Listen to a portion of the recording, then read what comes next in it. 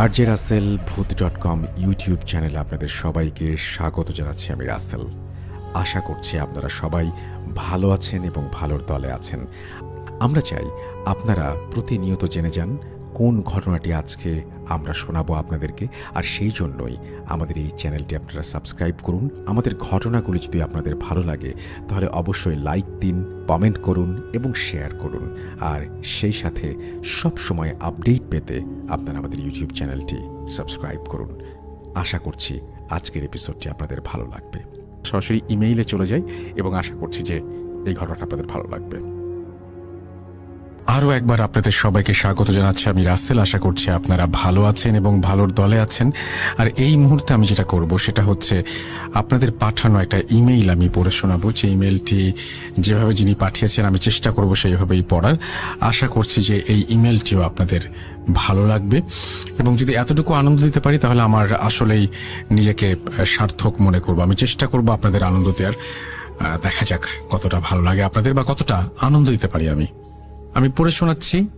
আসসালামু আলাইকুম রাসেল ভাই, আশা করি বরাবরের মতোই ভালো আছেন এবং ভালোর দলেই আছেন ইনশাআল্লাহ। আল্লাহর অশেষ কৃপায় ভূত.com এর সকল শ্রোতা বন্ধুরাও সবাই ভালো আছেন।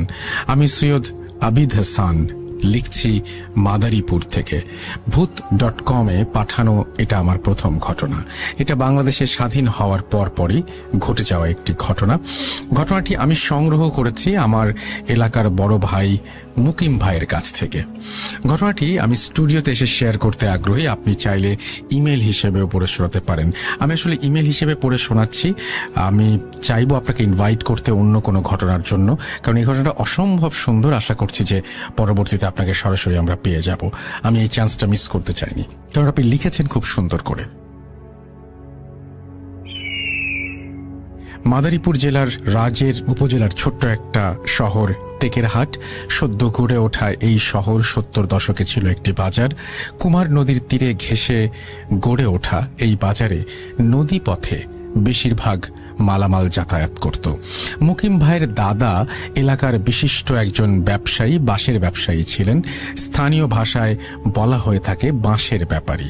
নদীপথে সমুদ্র থেকে বাঁশ সংগ্রহ করে এনে সেগুলো সংরক্ষণ করা হতো টেকেরহাটের নদীর কূল ঘেঁষে। সেই ব্যাপারী ও তার দল সুন্দরবনের সংগ্রহ করা ভাসমান চালির ওপর বাঁশগুলোকে একত্রিত করে তারপর নদীপথ ধরে বাঁশগুলোকে নদীতে ভাসিয়ে নিয়ে আসত।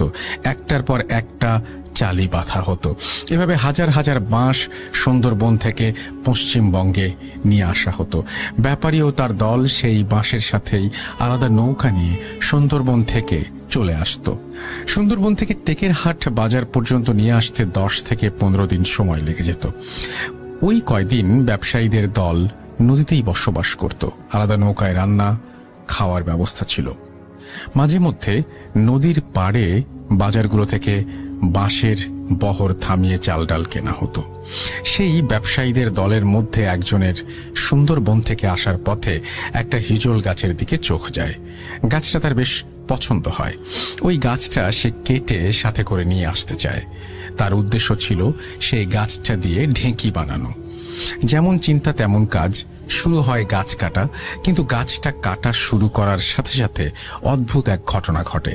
সেই গাছের কাটা অংশ থেকে ফিনকি দিয়ে রক্তের মতো লাল পানি বেরিয়ে আসে। সর্দার খুব বিচক্ষণ ব্যক্তি ছিলেন।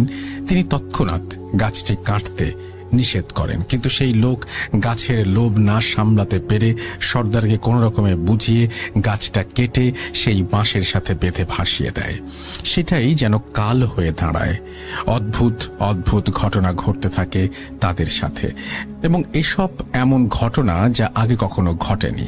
প্রথম 2 দিন তারা বেশ ভালো মতোই নদী পথে বাঁশ নিয়ে এগোচ্ছিল। চলার পথে তারা দিন শেষে যে কোনো এক জায়গায় বিশ্রাম নেওয়ার জন্য থামত। সেখানে তারা নদী থেকে মাছ ধরত। যে কোনো একদিন মাছ ধরে নৌকার খোলের ভেতর মাছগুলো রেখে দেয়া হতো। সেই মাছ তারা 2-3 দিন যাবৎ রান্না করে খেত। এইরকম একদিন যখন খাওয়া দাওয়া করে সবাই ঘুমিয়ে পড়েছে, দলের মধ্যে একজন হঠাৎ ঘুম ভেঙে যাওয়াতে খেয়াল করে নৌকার ওপর কেউ একজন বসে আছে এবং নৌকার ওপর বসে থাকা লোকটা হাত দিয়ে কিছু একটা খাচ্ছে। কিছুক্ষণ খেয়াল করার পর তার আর বুঝতে বাকি থাকে না নৌকার ওপর বসে থাকা জিনিসটা নৌকার খোলের মধ্য থেকে মাছ উঠিয়ে নিয়ে খাচ্ছে। তারা যেখানে শুয়েছিল নৌকাটা তার থেকে খানিকটা দূরে ছিল। তখন তার পাশে শুয়ে থাকা সর্দারকে সে আস্তে আস্তে ডেকে তোলে। বিষয়টা সর্দার খেয়াল করে। তারা দেখতে কিছুটা মানুষের মতো একটা অবয়ব নৌকার খোল থেকে হাত দিয়ে মাছ নিয়ে বিচ্ছিরি রকমের শব্দ করে খাচ্ছে। তাদের আর বুঝতে বাকি থাকে না যে তারা খারাপ কিছু একটার খপ্পরে পড়েছে। তাই ওই মুহূর্তেই সর্দার হারিকেনের আগুন বাড়িয়ে দিয়ে সবাইকে ডাকতে থাকে। কিন্তু সেই মুহূর্তে নৌকায় বসে থাকা জিনিসটা তাদের দিকে ভয়ঙ্কর এবং রাগান্বিত দৃষ্টিতে তাকায়। বিদঘুটে চেহারার ওই অবয়বটা হামাগুড়ি দিয়ে কিছুটা এগিয়ে আসতে থাকে তাদের দিকে। সবাই তখন ভয়ে আল্লাহর নাম নিচ্ছে। তাদের কারো বুঝতে বাকি রইল না যে খারাপ জিনিসটার খপ্পরে তারা পড়েছে, সেটি তাদের দিকে এগিয়ে আসলে তারা খুব খারাপ একটা কিছুর সম্মুখীন হবে। সর্দারের আদেশে তখন সবাই হারিকেনের আলো নিয়ে সেটা বাড়িয়ে দিল। তখন হঠাৎ করে সেই অবয়বটা স্থানীয় লোকের ভাষায়, যেটাকে পিশাচ বলা হয়, নৌকা থেকে ঝপ করে পানির ভেতর চলে যায়। ওই রাতে তারা আর নৌকার দিকে এগোনোর সাহস পায়নি। সবাই হ্যারিকেনের আলো বাড়িয়ে দিয়েই বসে থাকলো। কিন্তু রাত তখন কেবল মধ্যরাত। বিপদ হলো তখন যখন এক এক করে সবগুলো হ্যারিকেনের তেল কয়েক ঘন্টার মধ্যেই ফুরিয়ে আসতে শুরু করলো। এক এক করে হ্যারিকেনগুলো নিভে যেতে থাকলো। হঠাৎ করে শুরু হতে লাগলো পানিতে লাফালাফির শব্দ। মনে হচ্ছিল একের পর এক ছোট বাচ্চারা নৌকা থেকে পানির ভেতর লাফিয়ে পড়ছে। ভয়ে এবং আতঙ্কে আল্লাহর নাম স্মরণ করতে করতে তাদের ওই রাত কেটে যায়। ভোরের আলো ফোটার পর তারা ওই নৌকায় গিয়ে দেখে অর্ধেক অর্ধেক খাওয়া মাছ নৌকাতে ছড়িয়ে আছে। প্রায় প্রত্যেক রাতেই এরকম ঘটনা ঘটতে থাকে সেদিন থেকে। রাতে ঘুমানোর পর তাদের আশেপাশে পানিতে ঝপ ঝপ ঝপ ঝপ শব্দ এবং নৌকার খোলের ভেতরে রেখে দেওয়া মাছগুলো সেই পিশাচের দল অর্ধেক অর্ধেক করে খেয়ে চারিদিকে ছড়িয়ে চলে যেত। পিশাচগুলো অনেক চেষ্টার পরও তাদের পিছু ছাড়েনি। নৌকার খোলে তারা যেদিন মাছ না রাখত সেদিন সকালে হাজার হাজার ছোট্ট ছোট্ট মাছের মাথা নৌকা জুড়ে ছড়ানো থাকত। এভাবে 7-8 দিন তারা ওই উৎপাত সহ্য করে। শেষ পর্যন্ত তাদের গন্তব্যে পৌঁছে যায়। ঘটনা এখানেই শেষ হতে পারত, কিন্তু এই ঘটনা শেষ হয় 3 জন মানুষের মৃত্যুর মধ্যে দিয়ে। পুরো ঘটনার উৎপত্তি হয়েছিল সেই হিজল গাছের জন্য। তখন তারা বুঝতে পারেনি ওই গাছটি ছিল তাদের অভিশাপ। যেই লোকটা সেই গাছ কেটে নিয়ে এসেছিল সে বিশাল অসুখে পড়ে যায়। তখন ডাক্তার খুব কম ছিল, মানুষ কবিরাজে বিশ্বাসী ছিল। স্থানীয় কবিরাজ তখন জানায় যে ওই গাছটা হয়তো একটা অভিশপ্ত গাছ। গাছটা কেটে নিয়ে আসার জন্যই এরকম হচ্ছে। তৎক্ষণাৎ সেই গাছের গুড়িকে কুমার নদীতে আবার ভাসিয়ে দেয়া হয়। কিন্তু ততদিনে অনেক দেরি হয়ে গেছে। শেষ পর্যন্ত চারিদিকে 4 দিনের মাথায় 4টি লোক মারা যায়। তার 1 মাসের মধ্যে ওই লোকের ছোট ভাই কুকুরের কামড়ে মারা যায় এবং তার কিছুদিনের মধ্যেই তার একমাত্র ছেলে নদীতে গোসল করতে গিয়ে মারা যায়। তাদের বংশ ওখানেই শেষ হয়ে যায়। হিজল গাছের সেই অভিশাপ নির্বংশ করে দেয় তাদেরকে। এই ছিল আমার ঘটনাটা সম্পূর্ণ সত্যি এবং এ ব্যাপারে কোনো সন্দেহ নেই। যদি কেউ চায় এই এলাকায় খোঁজ নিয়ে দেখলেই বুঝতে পারবে। ধন্যবাদ এই ঘটনাটি শেয়ার করার জন্য। আমরা চলে যাচ্ছি আমাদের পরের ঘটনায়।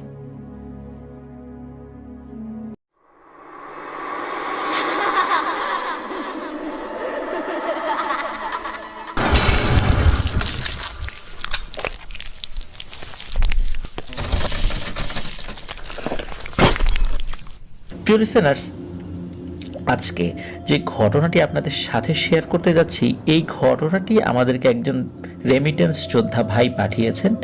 উনি বর্তমানে সৌদি আরবে রয়েছেন। ওনার নাম আসাদুজ্জামান মিশু। ওনার বাড়ি হবিগঞ্জ জেলার আজমেরিগঞ্জ উপজেলার জলসুখা ইউনিয়নের কোন একটি গ্রামে। উনি বর্তমানে সৌদি আরবের একটি কোম্পানিতে চাকরি করেন। উনি যে ঘটনাটি বলেছেন, এই ঘটনাটার মধ্যে 2টো শব্দ রয়েছে। শব্দ বলতে 2টো নাম। এই নাম দুটি সম্পর্কে যদি আপনাদেরকে আগে থেকে কিছু ধারণা না দেই, তাহলে এই ঘটনার সাথে সম্পর্কিত একটি জিনিস রয়েছে, এইটার গুরুত্ব আপনারা প্রথম দিকে বুঝতে অসুবিধা হতে পারে। প্রিয় লিসেনার্স, হারুত এবং মারুত দুজন ফেরেশতার নাম হিসাবেই সর্বজন স্বীকৃত। কেউ কেউ বলেন না, ওনারা ফেরেশতা ছিলেন না, ওনারা দুজন রাজা ছিলেন, মানুষই ছিলেন। তবে অধিকাংশ বর্ণনা মতে ওনারা দুজন ফেরেশতা ছিলেন। পবিত্র কোরআনের 2 নং সূরার 102 নং আয়াতে বর্ণিত দুজন ফেরেশতা, যাদেরকে ব্যাবিলন শহরে পাঠানো হয়েছিল। কিছু বর্ণনা অনুসারে ওই দুজন ফেরেশতা নাকি হযরত ইদ্রিস আলাইহিস সালামের যুগে ছিলেন। পবিত্র কোরআন অনুসারে তারা মানুষের জন্য একটি পরীক্ষা ছিলেন এবং তাদেরকে জাদুবিদ্যা শিক্ষাদানের মাধ্যমে মানুষকে পরীক্ষা করানোর জন্য পাঠানো হয়েছিল। এই বিষয়ে পবিত্র কোরআনে যেভাবে বর্ণিত রয়েছে তার বঙ্গানুবাদটা আপনাদের সামনে উপস্থাপন করছি। আর তারা অনুসরণ করেছে যা শয়তানরা সুলাইমানের রাজত্বে পাঠ করত। আর সুলাইমান কুফরি করেনি, বরং শয়তানরা কুফরি করেছে। তারা মানুষকে জাদু শেখাতো এবং যা নাজিল করা হয়েছিল বাবেলের 2 ফেরেশতা হারুত ও মারুতের উপর। আর তারা কাউকে শেখাতো না, যে পর্যন্ত না বলতো আমরা তো পরীক্ষা, সুতরাং তোমরা কুফরি করো না। এরপরও তারা এদের কাছ থেকে শিখত, যার মাধ্যমে তারা পুরুষ ও তার স্ত্রীর মধ্যে বিচ্ছেদ ঘটাতো, অথচ তারা তার মাধ্যমে কারো কোনো ক্ষতি করতে পারত না আল্লাহর অনুমতি ছাড়া।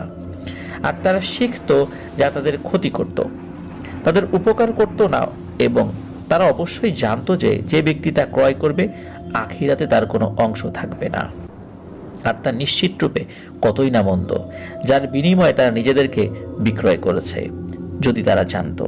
আল কোরআন 2 নং সূরা আয়াত 102। প্রিয় লিসেনার্স, এখানে যে হারুত এবং মারুত নামে দুজন ফেরেশতা বা মালাকের কথা উল্লেখ রয়েছে, ওনারা আল্লাহ তাআলার নির্দেশে মানুষকে জাদু শিক্ষা দিতেন। জাদু শিক্ষা দেওয়ার উদ্দেশ্য এই নয় যে মানুষকে কুফরি করাবে, মূলত তারা মানুষকে শেখাতো যে এটা হচ্ছে জাদু, তোমরা এটা জানবা বুঝবা কিন্তু কখনো করবা না, কারণ এটা কুফরি, এটা করলে মানুষের ক্ষতি হয়, তারা ঈমানের সাথে থাকতে পারে না। ওই সময় মানুষ এগুলো শিখত। শেখার পর তারা কি করত, এই জিনিসটা তারা ব্যক্তি জীবনে আবার প্রয়োগ করত ইচ্ছাকৃতভাবে, এবং সেটা প্রয়োগের মাধ্যমে বিভিন্ন ধরনের বিচ্ছেদ ঘটিয়ে দিত, স্বামী স্ত্রীর মাঝখানে বিচ্ছেদ ঘটিয়ে দিত। তো ওই সময়ে বিভিন্ন মানুষ তো এটা শিখতই, জিনেরাও শিখত। এটি বংশ পরম্পরায় তারা ধারণ করেছে। বিশেষ করে হারুত এবং মারুতের কাছ থেকে যারা এই বিদ্যাটা শিখেছিল তারা অত্যন্ত শক্তিশালী জাদুকর হিসাবে আবির্ভূত হয়, এবং এই জাদু শক্তি কাটানোর ক্ষমতা আসলে আল্লাহর ইচ্ছা ছাড়া কারো পক্ষে সম্ভব হতো না। তো এই বিষয়ে অনেক বর্ণনা রয়েছে, ম্যাক্সিমাম বর্ণনাগুলো ইহুদিদের দ্বারা অতিরঞ্জিত। এই জন্য এটা নিয়ে আমরা খুব বেশি কথা বলবো না, শুধু এতটুকুই বলবো, এই যে হারুত এবং মারুতের কাছ থেকে কিছু মানুষ এবং জিনেরা এটা শিখেছিলেন এবং এটা বংশ পরম্পরায় রয়ে গিয়েছে। এই বিষয়টি প্রিয় লিসেনার্স আপনারা মনে রাখবেন, আমাদের আজকের এই ঘটনার মধ্যে কোনো একটি জায়গায় এই বিষয়ে চলে আসবে। চলুন শুরু করি ঘটনাটি। এই যে আসাদুজ্জামান মিশু ভাই, উনি সৌদি আরবে একটি কোম্পানিতে চাকরি করেন। তো এই ঘটনাটি উনি যেভাবে সংগ্রহ করেছেন সেটি হলো, উনি ডিউটি চলাকালীন সময়ে আমাদের রিমেম্বারিং স্টোরিজের 72 নং এপিসোডটি শুনছিলেন। এই সময় অন্য একটা কোম্পানির পানির ট্যাঙ্কার আসে ওনাদের প্ল্যান্টে। সৌদি আরবে কিন্তু এরকম পানির বিশাল পাইপলাইন নাই, ওখানে বিভিন্ন ট্যাঙ্কার দিয়ে পানি সরবরাহ করা হয়। তো ওনাদের যে প্ল্যান্ট ছিল সেখানে একটি পানির ট্যাঙ্কার আসে। আসার পর উনি যখন গেটের সামনে গেলেন, গাড়ি থেকে একজন পাকিস্তানি বের হয়ে আসলেন, তার নাম হচ্ছে ওয়াকাস। এই ওয়াকাস এই মিশু ভাইয়ের পূর্ব পরিচিত। আসার পর ওনারা সালাম বিনিময় করলেন। তখন ওনার মোবাইলে কিন্তু রিমেম্বারিং স্টোরিজের 72 নং এপিসোড চলছিল। সালাম বিনিময় শেষ করে রুমে এসে জিজ্ঞেস করলো যে ভিডিও দেখতেছো না, তাহলে কি শোনো এগুলা? তখন এই মিশু ভাই বললেন যে এগুলো বিভিন্ন ঘটনা যেগুলো মানুষের সাথে ঘটে, প্যারানরমাল বা জিন বিষয়ক। তখন ওই ওয়াকাস ভাই বলে ওঠে, ও ভাই আমার জিন কথা শুনলেই খুব ভয় করে। তখন মিশু ভাই বললেন যে কেন ওয়াকাস ভাই ভয় পান কেন, আপনার সাথে কোনো সমস্যা হয়েছিল নাকি? তো এই ওয়াকাস ভাই বলে, না আমার সাথে ওইভাবে ঘটেনি, তবে আমাদের প্রতিবেশী এবং আমার মায়ের বান্ধবীর মেয়ে যার নাম ছিল রাজি, তার সাথে ভয়ানক ঘটনা ঘটেছিল, যেটার অনেকটাই প্রত্যক্ষদর্শী আমি নিজেও। এরপরে এই ওয়াকাস ভাই উনি ওনার সেই ঘটনাটি শুরু করেন। উনি বলতে থাকেন ওই ঘটনার বিভিন্ন বর্ণনা। ঘটনাটা এমন যে ওই রাজি নামের যে মেয়েটি, সে অনেক সুন্দরী। ওই সময় তার বয়স ছিল 20 বছর। তার মাথায় অনেক লম্বা চুল ছিল একদম হাঁটুর নিচ পর্যন্ত। আর এই ওয়াকাস ভাইয়ের বয়স ছিল তখন মাত্র 9 বছর। একদিন কি হয়েছে, এই রাজি বাড়ির পাশের একটি দোলনায় দুলছিল, আর এই ওয়াকাস ভাই ছোট মানুষ, উনি পেছন থেকে দোলনায় ধাক্কা দিচ্ছিলেন। দোল খাওয়ার এক পর্যায়ে পেছন থেকে এমন জোরে ধাক্কা দেওয়া হলো, এটা মনে হলো আর কি ওয়াকাস ভাইয়ের কাছে।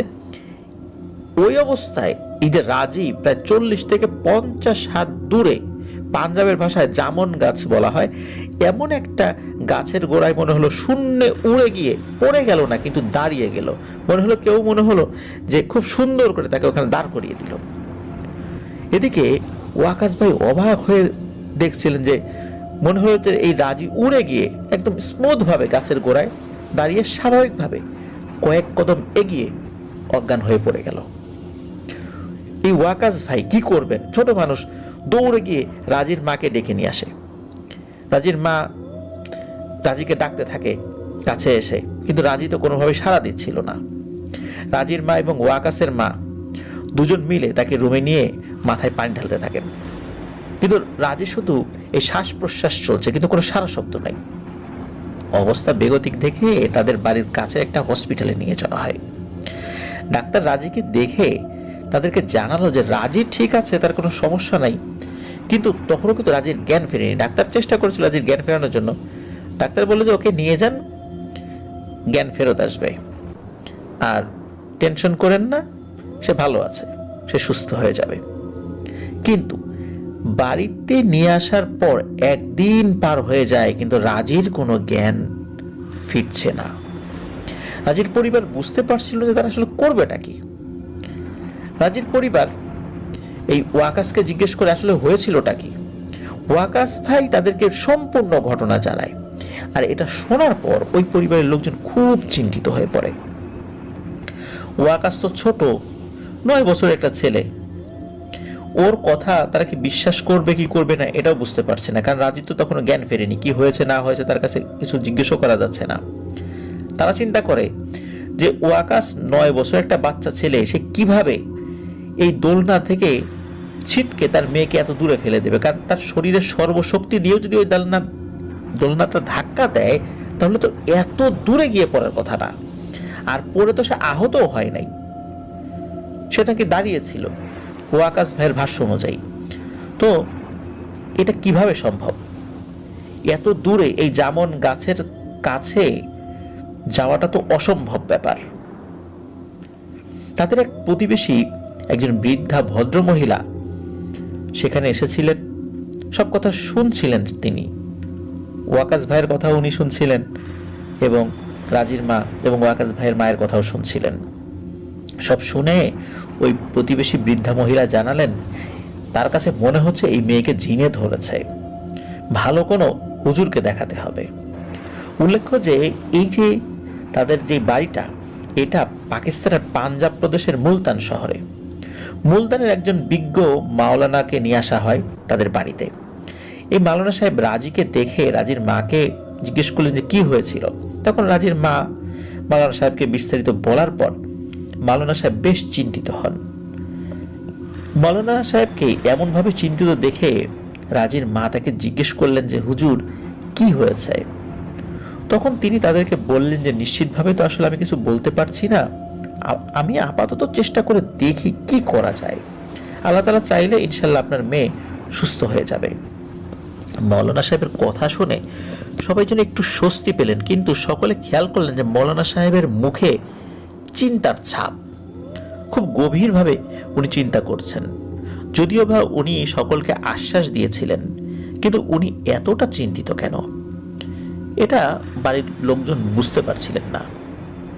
যাই হোক, মৌলানা সাহেব তখন আদেশ দিল বাড়ির একজন নারীকে যে এক গ্লাস পানি নিয়ে আসেন। তো ওই সময় ওয়াকাস ভাইয়ের মা পানি হাতে নিয়ে আসেন এবং মৌলানা সাহেবের হাতে ওই পানির গ্লাসটি দেন। পানির গ্লাস হাতে নিয়ে পানিতে কিছু কোরআনের আয়াত পড়ে পানিতে ফু দিয়ে রাজির মায়ের হাতে দিয়ে মৌলানা সাহেব বললেন পানিটা যেন উনি রাজির শরীরের উপর ছিটিয়ে দেন। রাজির মা পানি ছেটানোর পর রাজি সামান্য নড়াচড়া করলো, কিন্তু তার জ্ঞান ফিরল না। জ্ঞান না ফেরায় মৌলানা সাহেব ঘরের বাইরে চলে আসেন এবং ওনার সাথে সাথে বেশ কয়েকজনও ঘরের বাইরে আসেন। তিনি চারদিকে খুব ভালোভাবে পর্যবেক্ষণ করলেন, তারপর সবাইকে ঘরের ভিতরে চলে যেতে বললেন এবং ঘরের সব দরজা জানালা বন্ধ করে রাখতে বললেন। শুধু রাজি যে রুমে আছে এই রুমের দরজা এবং প্রবেশের দরজা খোলা রাখতে, মানে রাজির রুমের যে দরজা এবং ঘরে প্রবেশের দরজা এটা তো আবার আলাদা, এই দুটো দরজা যেন খোলা রাখা হয়। তিনি জোরে জোরে 3 বার আল্লাহু আকবার বলার পর রাজির রুমের দরজা এবং ঘরে প্রবেশের দরজা বন্ধ করতে বললেন। তারপর যখন 4র্থবারের মতো উনি আল্লাহু আকবার বলবেন তখন দরজা খুলে দেবেন, রাজির রুমের দরজা এবং বাড়িতে প্রবেশের দরজাও। কিন্তু এর আগে কেউ যেন দরজা না খোলে এই বিষয়টা উনি কঠোরভাবে সকলকে নিষেধ করে দিলেন। উপস্থিত যারা ছিলেন সবাই মৌলানা সাহেবের আদেশ নিয়ে ঘরে প্রবেশ করলেন। তখন এই মৌলানা সাহেব বাড়ির সামনের আঙিনার ডান পাশে গিয়ে দোয়া কালাম পড়েন এবং একবার উচ্চ স্বরে আল্লাহু আকবার বলেন। তারপরে বাড়ির পেছনের অংশের ডান পাশে গিয়ে কিছু আমল করে দ্বিতীয়বার আল্লাহু আকবার বলেন। এরপর পিছনের অংশের বাম পাশে গিয়ে আমল করে তৃতীয়বার আল্লাহু আকবার বলেন। তৃতীয়বার আল্লাহু আকবার বলার পরে সবাই ঘরের দরজা বন্ধ করে অপেক্ষা করছিলেন 4র্থবার কখন মৌলানা সাহেব আল্লাহু আকবার বলবেন। কিন্তু অনেক সময় পার হয়ে যাচ্ছে, কোনো আওয়াজ আসছে না। প্রায় 40 মিনিট অপেক্ষার পর রাজির বাবা চিন্তা করলেন যে মৌলানা সাহেবের কোনো বিপদ আপদ হলো না তো। উনি একজন বুজুর্গ মানুষ, আসছেন এখানে এসে যদি ওনার বিপদ আপদ হয় তখন তো এর দায়ভার ওনাদের উপর পড়তে পারে, কি হলো এই চিন্তা করে রাজির বাবা দরজা খুলে বাইরে এসে দেখে যে মৌলানা সাহেব বাড়ির পেছনের বাম কোনায় বসে চোখ বন্ধ করে আস্তে আস্তে কারোর সাথে উনি কথা বলছেন। কিন্তু রাজির বাবা কাউকে দেখতে পাচ্ছেন না, শুধু মৌলানা সাহেবকে দেখতে পাচ্ছেন। কয়েক মিনিট পর মৌলানা সাহেব চোখ খুলেন এবং রাজির বাবাকে দেখে একটু বিরক্ত হন, কারণ উনি তো দরজা খুলে বাইরে বের হতে নিষেধ করেছিলেন। উনি হাতের ইশারা দিলেন রাজির বাবার দিকে এবং ইশারা দিয়ে ওনাকে ঘরের ভিতর প্রবেশ করে দরজা বন্ধ করতে বললেন। রাজির বাবা যখন ঘরে প্রবেশ করার জন্য দরজার কাছে গেলেন, রাজির রুমের দিক থেকে একটা দমকা বাতাস ঘরে প্রবেশ করতে যাওয়া রাজির বাবাকে ছিটকে উঠোনে নিয়ে ফেলল। রাজির বাবা তখন ইয়া খোদা বলে উঠোনেই অজ্ঞান হয়ে যান। এইসব দেখে ঘরের ভেতরে থাকা প্রত্যেকটি মানুষ ভয়ে যেভাবে পারে দোয়া কালাম করতে থাকে। ভয়ে আতঙ্কে কেউ বাইরে বের হওয়ার সাহস পর্যন্ত করতে পারেনি। তখন এই যে মৌলানা সাহেব উনি বাড়ির পেছন থেকে উঠে দোয়া পড়ে বাড়ির সামনের অংশের বাম দিকে এসে তার আমল করে জোরে আল্লাহু আকবার বলে ওঠেন এবং বাড়ির সামনের ডান পাশের অংশে যায় যেখান থেকে উনি শুরু করেছিলেন। সেখানে তার আমল শেষ করেন। আমল শেষ করে সবাইকে বাইরে আসতে বলেন। কয়েকজন বাইরে এসে রাজির বাবাকে উঠিয়ে ঘরের মেঝেতে নিয়ে রাখেন। মৌলানা সাহেব নির্দিষ্ট কিছু দোয়া এবং কোরআনের আয়াত তেলাওয়াত করে রাজের বাবার শরীরে ফু দেন এবং তাকে বিছানায় শুয়ে দিতে বলেন। তিনি একটি বড় পাত্রে পানি আনতে বলেন। পানি নিয়ে যখন আসা হয় তখন সেখানে কিছু আয়াত এবং দোয়া পড়ে পানিতে ফু দেন তিনি এবং রাজির মাকে বলেন যে এখান থেকে কিছু পানি অন্য একটা পাত্রে নিয়ে পরিষ্কার কাপড় চুবিয়ে রাজির বাবার সমস্ত শরীর যেন মুছে দেওয়া হয় এখনই। আর এভাবে মুছে দেওয়ার কিছুক্ষণ পরেই তার জ্ঞান ফেরত আসবে ইনশাল্লাহ। জ্ঞান ফিরলে বাকি পানি দিয়ে তাকে গোসল করিয়ে দিতে বলেন তিনি। রাজির পরিবারের সবাইকে এবং ওয়াকাসের পরিবারের সবাইকে সাবধানে থাকতে বলেন। তারা যেন কোনোভাবেই 2 দিন তাদের বাড়ির আঙিনার বাইরে না যান। যত বাধা বিপত্তি আসুক না কেন, যত প্রয়োজনই হোক না কেন, কোনোভাবে বাইরে যাওয়া যাবে না। পরিচিত কেউ যদি এসে ডাকে তবুও বাড়ি থেকে বাইরে বের হওয়া যাবে না। এমনকি যদি মৌলানা সাহেব নিজেও আসেন তারপরও বাড়ির বাইরে বের হওয়া যাবে না। এখানে একটি বিষয়, সেটা হলো যে সমস্যা তো রাজির পরিবারের, তা ওয়াকাসের পরিবারের সমস্যাটা কি? ব্যাপারটা হলো এই 2টা পরিবারের মধ্যে আগের থেকে সুসম্পর্ক ছিল। তারা দোতলায় একটা বাড়িতে ভাড়া থাকতেন। উপরতলায় একটা পরিবার, নিচতলায় আর একটা পরিবার, এবং ওই বাড়ির চারদিকে দেয়াল ছিল, একটা প্রবেশ দরজা ছিল, মানে গেট, মেইন গেট আর কি। ওই বাড়িটার একটাই উঠোন। এই জন্য এই পুরো বাড়িটার একটা বন্ধ করা বা এটার নিয়ন্ত্রণ সংক্রান্ত একটা ব্যাপার কিন্তু জরুরি ছিল মৌলানা সাহেবের জন্য। কারণ 2 পরিবার তো একই বাড়িতে বসবাস করে, একজন দোতলায় একজন নিচতলায়। এই জন্যই 2 পরিবারের জন্য এই রেস্ট্রিকশনটা চলে আসে। তো যাই হোক, উপস্থিত যারা ছিলেন ওইখানে তারা মৌলানা সাহেবকে জিজ্ঞেস করলেন যে আসলে হয়েছেটা কি, এসব কেন হচ্ছে, আমরা কিভাবে এই বিপদ থেকে উদ্ধার পেতে পারি। আগে ছিল একজনের উপর বিপদ, এখন পুরো বাড়ির লোকজনের উপর বিপদ।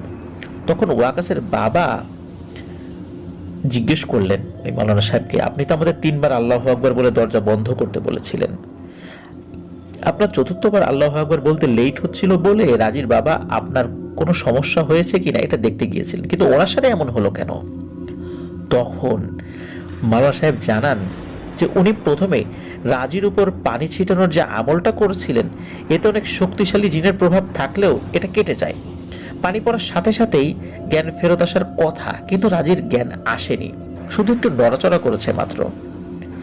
এরপর উনি ভাবেন যে বাড়ি আগে বন্ধ করার চেষ্টা করি, এতে রাজির উপর যে খারাপ জিন আছর করেছে সে হয়তো ভয়ে চলে যাবে। কিন্তু উনি যখন বাড়ি বন্ধ করার জন্য কাজ শুরু করেন তখন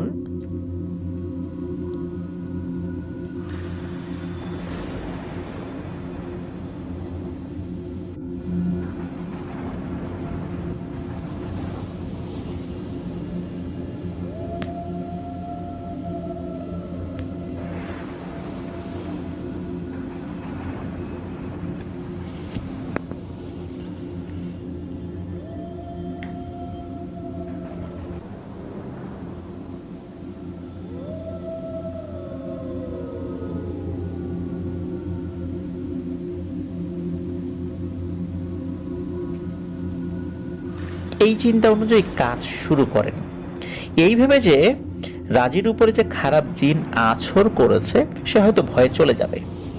কিন্তু উনি যখন বাড়ি বন্ধ করার জন্য 1 বার 2 বার 3 বার আল্লাহু আকবার বললেন তখন পর্যন্ত ওই জিনটি রাজির কাছেই ছিল। সে এতটা শক্তিশালী, কোনোভাবেই যেতে চাচ্ছিল না।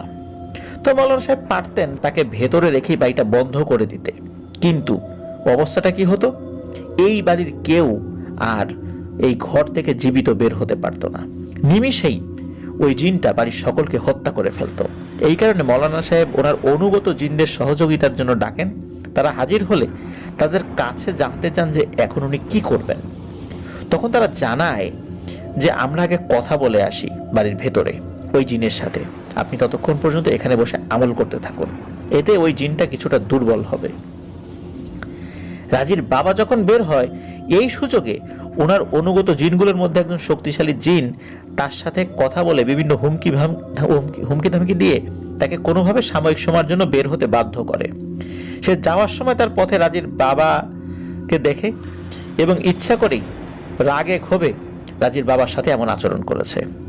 তো মৌলানা সাহেব জানান যে আপনারা চিন্তা করবেন না, আমি আগে খোঁজ খবর নিয়ে খুব ভালোভাবে পর্যবেক্ষণ করব। আমি বিস্তারিত না জেনে এই মুহূর্তে কিছু করতে পারবো না। 2 দিন পর আমি নিজেই আপনাদের বাড়িতে আসবো ইনশাল্লাহ, এবং কি কি করণীয় সব জানাবো। এই 2 দিন আপনারা বাড়ির বাইরে যেতে পারবেন না। যদি যান, মনে রাখবেন মৃত্যু নিশ্চিত। আপনারা আল্লাহর কাছে সাহায্য প্রার্থনা করুন, সালাত আদায় করুন, কোরআন তেলাওয়াত করুন, আর এই 2 দিন নফল সাওম রোজা রাখার চেষ্টা করবেন। এই বলে মৌলানা সাহেব সবার কাছ থেকে বিদায় নিয়ে চলে আসেন। মৌলানা সাহেব যাওয়ার পর তেমন কোনো সমস্যা হয়নি। তিনি যাওয়ার কিছু সময় পর রাজির বাবা এবং রাজি দুজনেরই জ্ঞান ফেরত আসে। রাজির বাবা আস্তে আস্তে কথা বলতে শুরু করেন, কিন্তু ওনার শরীরে প্রচণ্ড ব্যথা হচ্ছিল। তাই ওনার স্ত্রী ওনার শরীর, হাত পা ম্যাসেজ করে দিচ্ছিলেন। রাজির জ্ঞান ফিরলেও সে ছিল অস্বাভাবিক, কারোর সাথে কথা বলে না, উদ্ভট সব আচরণ করে, হঠাৎ করে খুব ভয়ঙ্করভাবে হেসে ওঠে, আবার মুহূর্তের মধ্যেই ভয়ে জড়সড় হয়ে যায়। এইভাবে চলতে থাকে মাগরিবের আগ পর্যন্ত। তারপর যা শুরু হয় তা রীতিমতো আঁতকে ওঠার মতো। মাগরিবের আজানের অল্প সময় পরেই ওই বাড়ির সকলে শুনতে পায় রাজিকে কেউ অত্যন্ত মায়াবী কণ্ঠে ডাকছে। এই ডাক ওই 2 পরিবারের প্রত্যেকেই শুনছে। রাজি এই ডাক শুনে বাইরে যাওয়ার অনেক চেষ্টা করে। সব দরজা জানালা বন্ধ করে দেওয়া হয় এবং রাজিকে তার রুমে নিয়ে হাত পা রশি দিয়ে বেঁধে রুম বন্ধ করে দেওয়া হয়। হঠাৎ করে সব ডাকাডাকি বন্ধ হয়ে যায়, তবে সেটা কিছুক্ষণের জন্য। একটু পরেই আবার তারা সবাই শুনতে পায় তাদের পাশের বাড়ির মানুষজন আগুন আগুন বলে চিৎকার চেঁচামেচি শুরু করেছে। যতই তাদের সমস্যা হোক, পাশের বাড়িতে আগুন লেগেছে, তাই তারা চুপ না থেকে কি ঘটেছে সেটা দেখার জন্য জানালা খুলে দেখে আসলেই পাশের বাড়িতে আগুন লেগে গেছে। পাশের বাড়ির একজন সাহায্য চাইছে তাদের কাছে। ওয়াকাসের বাবা, উনি তো খুব ভালো মানুষ, পরোপকারী মানুষ। এই ওয়াকাসের বাবা সাহায্য করতে যেতে চাইলে তাকে মৌলানা সাহেবের যে নিষেধ মনে করিয়ে দেওয়া হয়। এদিকে প্রতিবেশীকে সাহায্য করতে না পেরে ওয়াকাসের বাবার মন খারাপ হয়ে যায়, এটা হওয়াটাই স্বাভাবিক। আবার জানালার পাশে উনি যান, গিয়ে দেখেন আগের থেকে আরো করুণভাবে সাহায্যের জন্য আবেদন করছে ওই প্রতিবেশী। ওয়াকাসের বাবা নিরুপায় হয়ে দাঁড়িয়ে শুধু দেখছিল। জানালার কাছে ওয়াকাসের বাবা দাঁড়িয়ে হঠাৎ এমন জোরে চিৎকার দিয়ে ওঠেন, এই চিৎকারের আওয়াজে ঘরে থাকা সবাই আতঙ্কিত হয়ে যায়। ওয়াকাসের মা দৌড়ে তার স্বামীর কাছে এসে দেখেন তার স্বামী অজ্ঞান হয়ে মেঝেতে পড়ে আছেন, জানালা খোলা অবস্থায় আছে। তো তিনি তাকিয়ে দেখেন যে যেখানে একটু আগে আগুন জ্বলছিল সেখানে কোনো আগুনই নেই, কিচ্ছু নাই, একদম সব স্বাভাবিক। তিনি সাথে সাথে জানালা বন্ধ করে দিয়ে তার স্বামীর চোখে মুখে পানি ছিটাতে লাগলেন। পানি ছিটানোর কিছুক্ষণ পরে তার জ্ঞান তখনও আসেনি, তার কারণে তাকে ধরাধরি করে তার রুমে এনে শুইয়ে দেওয়া হয়। এরও ঘন্টাখানেক পর স্বাভাবিকভাবেই তার জ্ঞান আসে, কিন্তু খুব আতঙ্কিত মনে হচ্ছিল। তাকে জিজ্ঞেস করা হয় যে হয়েছিল কি। তখন তিনি জানান যে প্রতিবেশী সাহায্যের জন্য ডাকতে থাকলে তিনি সাড়া না দেয়ায় প্রতিবেশী ব্যক্তিটির নাকি হঠাৎ করে আকার আকৃতির পরিবর্তন হতে থাকে। সে খুব রাগান্বিত হয় এবং মানুষ থেকে হঠাৎ অনেক বিশাল এক ভয়ানক সাপের আকৃতি ধারণ করে।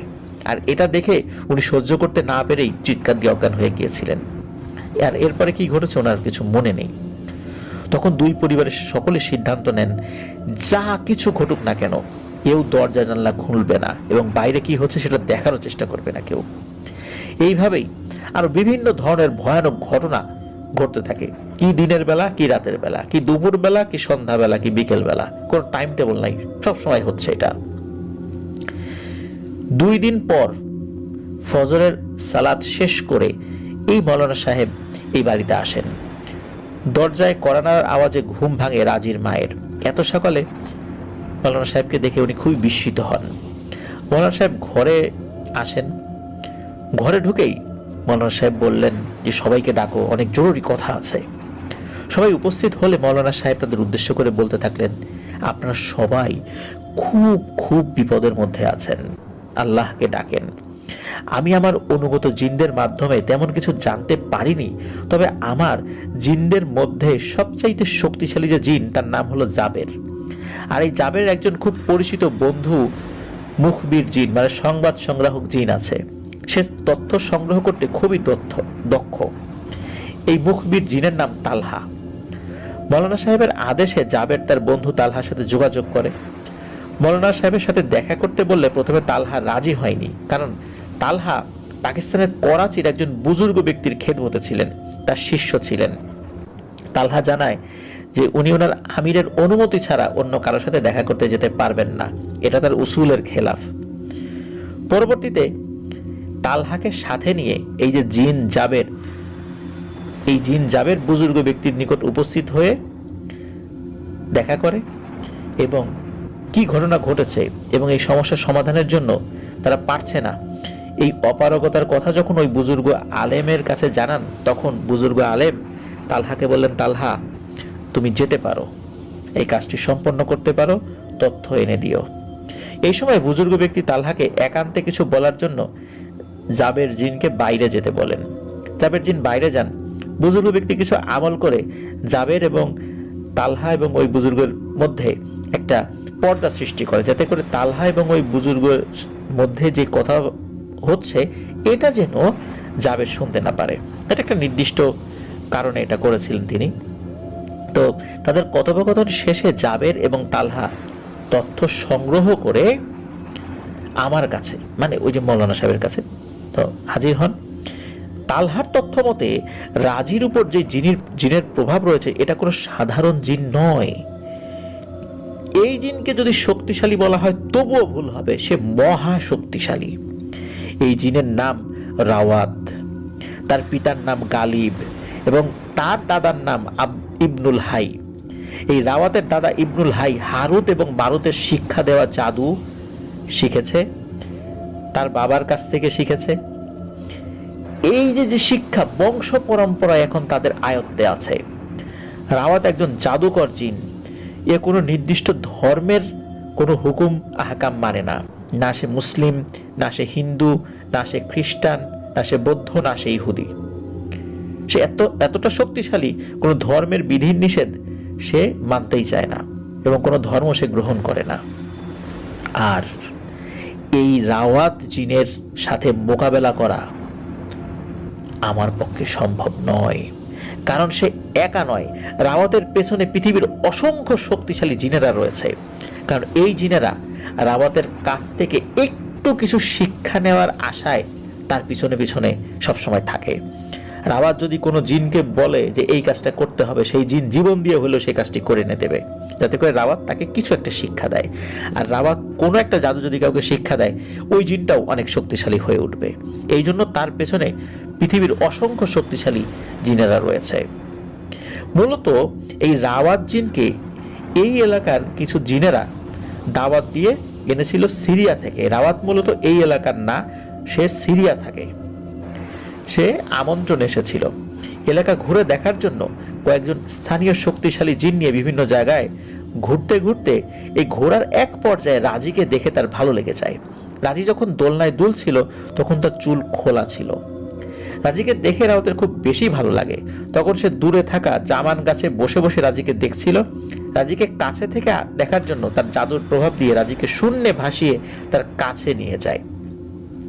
মৌলানা সাহেব এরপরে জানান যে আমি প্রথমেই কিছুটা বুঝতে পেরেছিলাম জিনটা খুবই শক্তিশালী, তাই বড় ধরনের ক্ষয়ক্ষতি এড়াতে আমি খুব ভালোভাবে বাড়িটা বন্ধ করে দেই।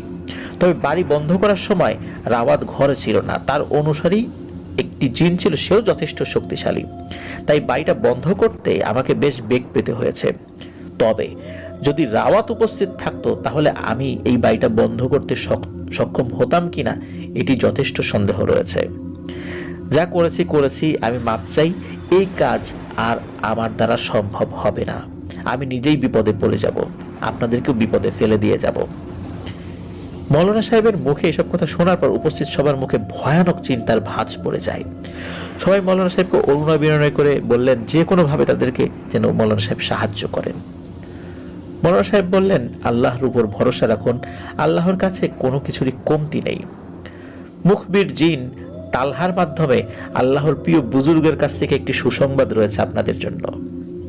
সেটা হলো, একান্তে যখন তালহার সাথে বুজুর্গ ব্যক্তির কথা হয় তখন তিনি তালহাকে বলেন, তালহা তুমি তথ্য সংগ্রহ করে খুব ভালোভাবে মৌলানা সাহেবকে জানাবে, মৌলানা সাহেবকে আমার সালাম দিবে। আর দেখবে তিনি যদি এই সমস্যার সমাধান করতে পারেন তো আলহামদুলিল্লাহ ভালো, আর যদি না পারেন তাহলে মৌলানা সাহেবকে বলবে যদি মৌলানা সাহেব চান এই বিষয়ে আমি সাহায্য করতে ইচ্ছুক। তখন আমি তালহার কথায় অনেক খুশি হই। আপনারা যদি চান বুজুর্গ ব্যক্তির সহায়তা নিতে, তাহলে আপনাদেরকে তাদের কাছে যেতে হবে। বাড়ির সকলে সেই বুজুর্গ ব্যক্তির কাছে যেতে রাজি হন। মৌলানা সাহেব জানান আপনাদেরকে একদিনের মধ্যে করাচি যেতে হবে। তালহা আমাকে বুজুর্গের দেয়া একটি আমল বলে দিয়েছেন। এই আমল করে আপনারা মাত্র একদিনের জন্য সুরক্ষিত থাকতে পারবেন, আর এরপরে কিন্তু এই আমলের আসর শেষ হয়ে যাবে। আর এই সময়ের মধ্যেই আপনাদেরকে ওই বুজুর্গ ব্যক্তির দরবারে হাজির হতে হবে। মৌলানা সাহেব ওনাদেরকে সেই আমলটা শিখিয়ে দেন এবং ওই দুই পরিবার, তাদের আর্থিক অবস্থা ভালো ছিল, তারা খুব দ্রুততার সাথে বিমানের টিকিট ম্যানেজ করে বিমান যোগে পাঞ্জাব থেকে করাচির উদ্দেশ্যে রওনা হন। খুব ভালোভাবে তারা পৌঁছান, পথির মধ্যে কোনো ধরনের কোনো সমস্যা হয়নি আলহামদুলিল্লাহ আল্লাহর রহমতে, এবং ওই বুজুর্গের দরবারে হাজির হন। বুজুর্গ ব্যক্তি রাজীকে সামনে বসিয়ে তার আমল চালিয়ে যেতে থাকেন। এক পর্যায়ে রাজের শরীরে সেই রাওয়াত উপস্থিত হয়। হাজির হয়ে রাওয়াত দম্ভের সাথে বলতে থাকে, কি হুজুর, কি ভেবেছ আমাকে আটকাতে পারবে? তুমি জানো না আমার ক্ষমতা কতটুকু। আমি রাজীকে নিয়ে যাব, যেই আমার পথে বাধা দেবে তাকেই আমি শাস্তি দেব। বুজুর্গ ব্যক্তি তখন বলেন যে রাওয়াত, তোমার কিসের এত ক্ষমতা? নিজেকে আল্লাহর শক্তির থেকেও কি বড় মনে করো? তোমার তো অনেক ক্ষমতা, তাই না? আচ্ছা যাও, তোমার ক্ষমতা একটু পরীক্ষা নেই, পরীক্ষা দিবা? রাওয়াত দম্ভের সাথে বলে ওঠে, কেন পরীক্ষা দিব না, অবশ্যই পরীক্ষা দিব। তুমিও তো নিজেকে খুব বেশি ক্ষমতাশালী মনে করছো, তাই না? তুমি তো আমার ক্ষমতা সম্পর্কে জানো না। বুজুর্গ ব্যক্তি বলে ওঠেন, কেউই ক্ষমতাশালী না। যে যত ক্ষমতাশালী হোক না কেন, আল্লাহর ইচ্ছা না হলে কেউ কোনো ক্ষমতা প্রদর্শন করতে পারে না। আর যা কিছু হয় আল্লাহর ইচ্ছাতেই হয়। আর তোমার যে পরীক্ষা সেটা হলো এই যে আমার হাতের তসবিটা দেখছো, যেটা দিয়ে আমি আল্লাহর নাম জপতে থাকি, আমি জিকির করি, এই নাও, এই তসবিটা আমি আমার এই টেবিলের উপর রাখলাম। তুমি তোমার হাত দিয়ে এই তসবিটা একটু উঁচু করো তো। রাওয়াত তখন অট্ট হাসিতে ফেটে পড়ে। রাওয়াত বলে যে আমি চিন্তা করেছিলাম তুমি বড় কোনো পর্বত এক জায়গা থেকে আরেক জায়গা সরিয়ে নিতে বলবে। এই কাজটা আমার জন্য অনেক সহজ, আর তুমি আমাকে বলছো এই ছোট্ট তসবিটা খালি উপরে উঠাতে। এটা কি কোনো কাজ নাকি কোনো এটা কাজের মধ্যে পড়ে? এই বলে রাওয়াত বুজুর্গের চ্যালেঞ্জ গ্রহণ করে ওই তসবিটা হাত দিয়ে তসবিটা উপরে উঠাতে চেষ্টা করে, কিন্তু রাওয়াত কোনোভাবে সফল হচ্ছে না। মনে হচ্ছে এটা পৃথিবীর সবচাইতে ভারী কোনো বস্তু, যেটা পৃথিবীর সমস্ত জিন ইনসান মিলেও এক চুল নড়াতে পারবে না। অনেকক্ষণ চেষ্টার পর রাওয়াত ব্যর্থ হয়ে চুপ করে থাকে। তখন বুজুর্গ বললেন, আল্লাহর শক্তির কাছে তোমার সমস্ত শক্তি তুচ্ছ রাওয়াত। তোমার অর্জিত জাদুবিদ্যা আরো তুচ্ছ। আল্লাহর কাছে ক্ষমা চাও, মানুষকে কষ্ট দেয়া থেকে বিরত থাকো, নিজের কৃতকর্মের জন্য আল্লাহর কাছে তওবা করো। নিশ্চয়ই আল্লাহ ক্ষমাশীল, আল্লাহ তোমাকে মাফ করে দেবেন। তুমি যদি মনে করো তোমার নিজের কোনো শক্তি আছে, তাহলে এই যে তুমি বসে আছো, আচ্ছা দাঁড়াও তো। যদি তুমি দাঁড়াতে পারো আমি তোমার কিছু করব না, এবং রাজিকে তোমার কাছে দিয়ে দেবো, তুমি নিয়ে চলে যাবা, কেউ তোমাকে আটকাবে না। খালি তুমি বসা থেকে উঠে দাঁড়াও। যদি পারো ভালো, আর যদি না পারো তাহলে আমি তোমার কিছু করব না। আমি আল্লাহর কোনো সৃষ্টিকে শাস্তি দিতে চাই না, তবে তোমার মতামত আমি জানতে চাই যদি তুমি না পারো। একথা শুনে রাওয়াত আবারও দম্ভের সাথে বলে উঠল, আমি বসা থেকে উঠে দাঁড়াবো মানে? এটা কি কোনো কাজ হলো? এখনই দাঁড়াচ্ছি। এই বলে রাজির শরীরে থাকা রাওয়াত বসা থেকে উঠে দাঁড়ানোর চেষ্টা করে, কিন্তু অদ্ভুত ব্যাপার, শুধু একটু শরীর ঝাঁকাঝাঁকি করছিল, কিন্তু কোনোভাবেই রাওয়াত উঠে দাঁড়াতে পারছিল না। অতঃপর রাওয়াত কান্না করতে থাকে। রাওয়াত বুঝতে পারে যে সে কি বিশাল অন্যায় করেছে। এই বুজুর্গ ব্যক্তির অনুমতি ছাড়া সে এক কদম এখান থেকে নড়তে পারবে না। রাওয়াত তার ভুল স্বীকার করে এবং বুজুর্গ ব্যক্তির কাছে বলেন যে, হুজুর, আমি এতদিন যেই ভ্রান্ত ধারণার মধ্যে ছিলাম, জাদুবিদ্যার ক্ষমতায় অন্ধ হয়ে মানুষকে কষ্ট দিয়েছি, শুধু মানুষ না, অনেক জিনদেরকেও কষ্ট দিয়েছি। আমার এক কথায় হাজার হাজার জিনের মৃত্যু হয়ে যেত। আমার এক আদেশে পৃথিবীর যে কোনো প্রান্তের জিন যে কোনো হুকুম শুনতে বাধ্য ছিল। আমি আজ তওবা করছি। আমি আপনার হাতে বায়াত গ্রহণ করে ধর্মকর্ম শিখতে চাই। আমি জানি আমি যদি এই বিদ্যা এখন পরিত্যাগ করি, অনেক শক্তিশালী জিন সকলেই আমাকে ছেড়ে চলে যাবে, কিন্তু তা যাক, আমি বাকিটা জীবন ধর্মকর্ম করে কাটাতে চাই। শক্তির বড়াই এটা আসলে কখনোই স্থায়ী হয় না, আর আল্লাহর শক্তি সবচাইতে বড় শক্তি। তার প্রমাণ আজ হয়ে গেল। আপনি আল্লাহর একজন বান্দা হিসেবে যতটুকু করে দেখালেন, তাতে আমি বুঝতে পেরেছি যে তাহলে আল্লাহর শক্তি কত বড়। নিশ্চয়ই আমি ভুল পথে ছিলাম, আর আমি কথা দিচ্ছি আজ থেকে আমি কোনো মানুষ তো দূরের কথা, কোনো জিন এমনকি কোনো প্রাণীরও কোনো ক্ষতি করব না, বিনা কারণে কাউকে কষ্ট দিব না। এটা আমি আপনাদের সকলের কাছে ওয়াদা করলাম। আর আমি যা করেছি আল্লাহ তাআলা আমাকে ক্ষমা করুন, এবং আমার পূর্বপুরুষ যারা আছেন, যারা এই বিদ্যার উপরে অটল থেকে মারা গেছেন, তাদের কি হবে এটা আল্লাহ তাআলা ভালো জানেন, কিন্তু আল্লাহ যেন আমাকে ক্ষমা করেন। আর উপস্থিত সবার কাছে রাওয়াত তখন ক্ষমা চান, বিশেষ করে রাজির পরিবারের প্রত্যেকের কাছে ক্ষমা চান, এবং এও বলে যান যে আমি আমার অনুসারী যারা যারা আছে তাদের সকলের কাছে গিয়ে এই ঘটনার সবিস্তারে বলবো, এবং এও বলবো তারা যেন সৎ পথে ফেরত আসে। তারা যদি ধর্মকর্ম করে এটা তাদের ব্যাপার, কিন্তু তারা যদি না করে আমি তাদের উপর তো জোর খাটাতে পারবো না, কারণ যে যার জবাব প্রত্যেকেই মহান সৃষ্টিকর্তার কাছে দেবেন। এই বলে রাওয়াত সকলের কাছ থেকে বিদায় নেন এবং ওই বুজুর্গ ব্যক্তির কাছে এসে সে ধর্মকর্ম শিখবে, আমল শিখবে এবং নিজের জীবনকে সুন্দর করে গড়ে তুলবে বলে প্রতিশ্রুতি দেন। এভাবেই এই ঘটনাটির সমাপ্তি ঘটে। রাজি সুস্থ হয়ে যায়, আর কখনোই তার সাথে এই ধরনের ঘটনা ঘটেনি। ধন্যবাদ মিশু ভাই, চমৎকার একটি ঘটনা আপনি আমাদেরকে দিয়েছেন। আর এই ঘটনা যিনি বর্ণনা করেছিলেন মূলত এই ওয়াকাস ভাই, তিনি হয়তোবা আমাদের এই বাংলা ভাষায় যদি এই ঘটনাটি শোনেন ওইভাবে বুঝতে পারবেন না, ভালো করে হালকা হালকা হয়তোবা বুঝতে পারবেন। তার জন্য আপনাদের ওয়ার্ল্ড পরিবারের পক্ষ থেকে ধন্যবাদ, মোবারকবাদ এবং শুভেচ্ছা রইল নতুন বছরের। আশা করছি যে এই ওয়াকাস ভাইয়ের পক্ষ থেকে আরও কিছু ঘটনা ইনশাল্লাহ আমরা মিশু ভাইয়ের মাধ্যমে পাওয়ার চেষ্টা করব এবং পাবো বলে আমরা আশা করছি আর কি। আল্লাহ যদি চান ইনশাল্লাহ অবশ্যই মিশু ভাইয়ের মাধ্যমে আমরা পেতে পারি। খুবই ডিফারেন্ট ঘটনা। প্রিয় লিসেনার্স, যে যত শক্তিশালী হোক না কেন, আল্লাহ সুবহানাহু ওয়া তাআলার শক্তির কাছে আসলে কিছুই নয়। এটা কিন্তু আবারও প্রতীয়মান হলো।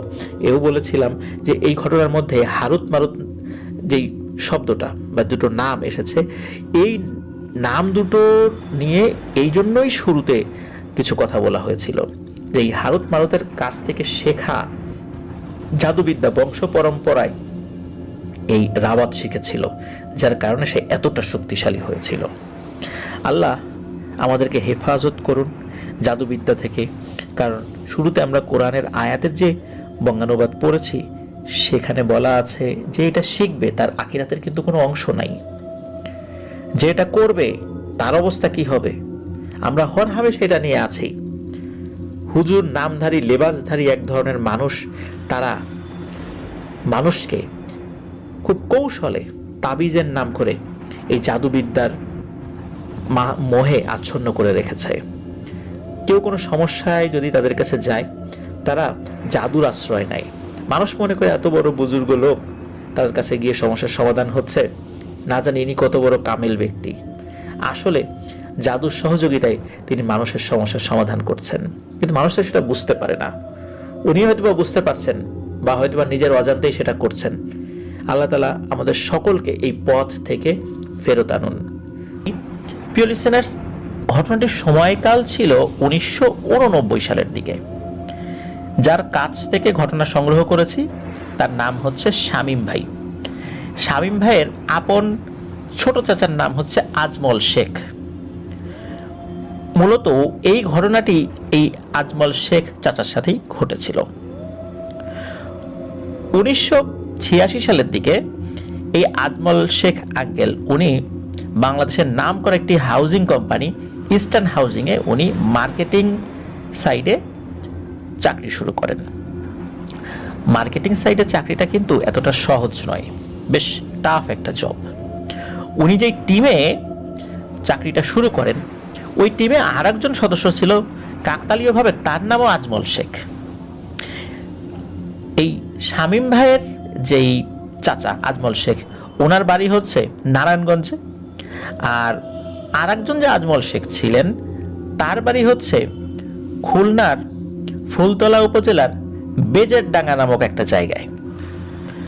নাম একই হওয়ার কারণে আর একই টিমে থাকার কারণে দুজনের মধ্যে বেশ একটা বন্ধুত্বপূর্ণ সম্পর্ক গড়ে ওঠে।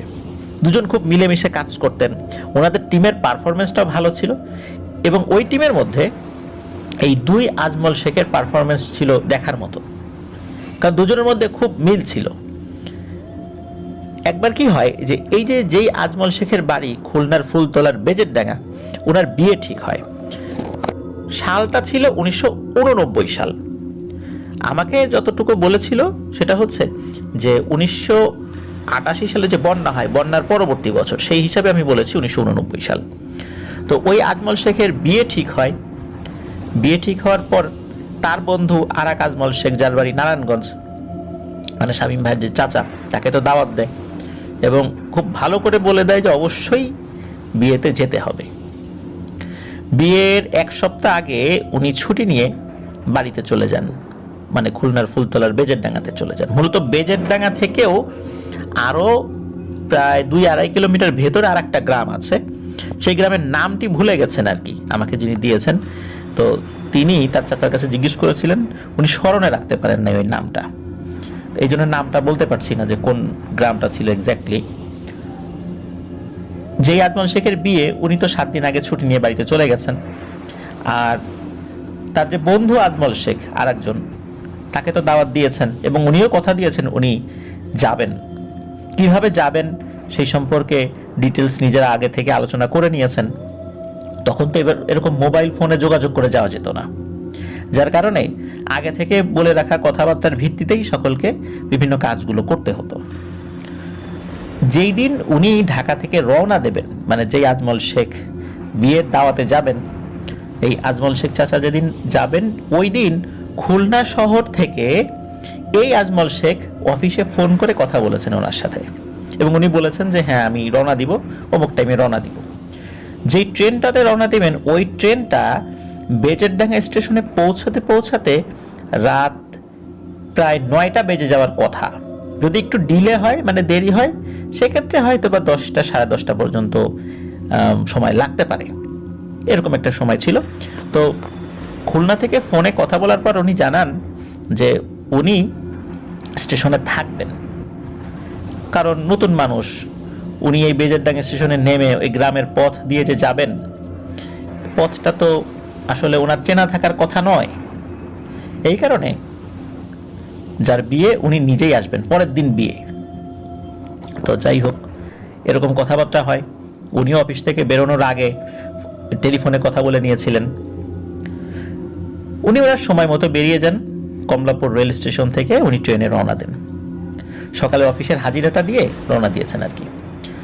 তো ওনার ট্রেনটা আসলে একদম সরাসরি ট্রেন ছিল না, একটা জায়গায় এসে নেমে আর একটা ট্রেন ধরতে হতো, কারণ লোকাল ট্রেনে যেতে তো অনেক সময় লাগবে। এই কারণে ওই যে ট্রেনগুলোর গতি বেশি, কম স্টেশনে থামে, ওই ট্রেনে একটা জায়গা পর্যন্ত গিয়ে আর একটা ট্রেন উনি ধরেছিলেন আর কি, যে ট্রেনে উনি বেজেরডাঙ্গা নামবেন। উনি বেজেরডাঙ্গা যখন যাওয়ার জন্য রওনা দেন, উনি যখন ঈশ্বরদীর এখানে আসেন, ঈশ্বরদী আসার পরে আর একটা ট্রেনে ওঠেন। ওই ট্রেনটা ভেড়ামারার কাছাকাছি আসার পরে ট্রেনটা লাইনচ্যুত হয়। তখন এই ট্রেনটা ঠিক করতে করতে, মানে লাইনচ্যুত হওয়ার পর সেটাকে আবার মোটামুটি চলার উপযোগী করতে 3-3.5 ঘন্টা লেগে যায়। ওদিকে ওই যে যিনি আজমল শেখ, যার বাড়ি বেজেরডাঙ্গা, উনি তো স্টেশনে অপেক্ষা করছেন। স্টেশনের যিনি মাস্টার রয়েছেন তার কাছে জানতে পারেন যে যে ট্রেনটা এখানে আসবে এই ট্রেনটা ভেড়ামারার কাছাকাছি পড়ে গেছে। কারণ ট্রেনের তথ্য সংগ্রহ করার জন্য কিন্তু স্টেশনগুলোতে টেলিফোন থাকতো, এগুলোর মাধ্যমে ওনারা জানতে পেরেছিলেন যে এই অবস্থা। ওই আজমল শেখ চিন্তা করলেন যে মিনিমাম রাত 2-2:30 তো বাজবেই আসতে, তাহলে আমি এক কাজ করি, যেহেতু বিয়ে বাড়ি অনেক কাজ আছে, 2.5 কিলোমিটার বা 2 কিলোমিটার রাস্তা, আমি বাড়িতে চলে যাই, প্রয়োজনে আবার 2-2:30টার দিকে আমি আসব। এই চিন্তা করে উনি চলে যাবেন। তবে তার আগে স্টেশনের একজন লাইনম্যান আছে, তাকে বললেন যে ভাই, আমার এক বন্ধু আসবে, তার নাম আজমল শেখ, যদি আসে আমার সম্পর্কে কোনো তথ্য জিজ্ঞেস করে আপনি বলেন যে আমি আসছিলাম। এই বলে উনি চলে যান। কিন্তু এই আজমল শেখ যে আবার পরে আসবেন, ওনাকে অপেক্ষা করতে বলার কথাটা ওই লাইনম্যানকে বলতে ভুলে গিয়েছিলেন। ওনারও একটু তাড়া ছিল, ওনার সাথে আর একজন লোক ছিল যার সাথে উনি এসেছিলেন, তারও আবার কাজ ছিল। উনি বারবার তাড়া দিচ্ছিলেন যে চলো চলো, ট্রেন তো অনেক দেরি হবে, এতক্ষণ থেকে কি করবো, বিয়ে বাড়িতে অনেক কাজ আছে, পরের দিন বিয়ে, তো মানে এখন আর দেরি করার দরকার নেই, বাড়ি যাই। তো ওই চিন্তা করে আসলে ওই তাড়াহুড়াতে সে বারবার বলছে চলো চলো চলো, উনি ওই লাইনম্যানকে ওই বিষয়টা বলতে ভুলে গিয়েছিলেন। তো উনি চলে যান। এদিকে ওই ট্রেনে ওই আজমল শেখ যিনি ঢাকা থেকে আসছেন, মানে ওই আজমল চাচা, উনি আসলেই রাত প্রায় 2:45টার দিকে এসে নামেন এই বেজেরডাঙ্গা স্টেশনে। নামার পর এখানে তো শুনশান নীরবতা। ওই স্টেশনে ওই ট্রেন থেকে এই একজন মাত্র ব্যক্তি নেমেছেন, মানে বেজেরডাঙ্গা স্টেশনে নামার মতো আর কেউ নাই। যারা যাবেন তারা খুলনার দিকে চলে যাবেন বা পরবর্তী স্টেশনগুলোতে নামবেন আর কি। নামার পর উনি চিন্তা করলেন যে আমার বন্ধু আজমল শেখ তো আসার কথা, এখানে আমার নেয়ার কথা, কই কাউকে তো দেখতে পাচ্ছি না। তখন ওখানে একজন লাইনম্যান ছিল, উনি এগিয়ে এসে বললেন যে ভাই, আপনার নাম কি আজমল শেখ? তখন উনি বললেন জি। তখন উনি বলেন যে আপনার বন্ধু তো আসছিল, তো ট্রেন পড়ে গেছে ভেড়ামারার কাছে, এই তথ্যটা যখন স্টেশন থেকে শুনলো তো উনি আমাকে বললেন যে আপনার আসার কথা, তারপর চলে গেলেন। এই আজমল শেখ চিন্তা করে যে চলে গেল, এখন আমি যাব কিভাবে একা একা। ওই আজমল শেখের বাড়ি যে কোন গ্রামে এটা কিন্তু উনি জানতেন। তো লাইনম্যানকে বললেন যে ভাই, ওই গ্রামটা কত দূর?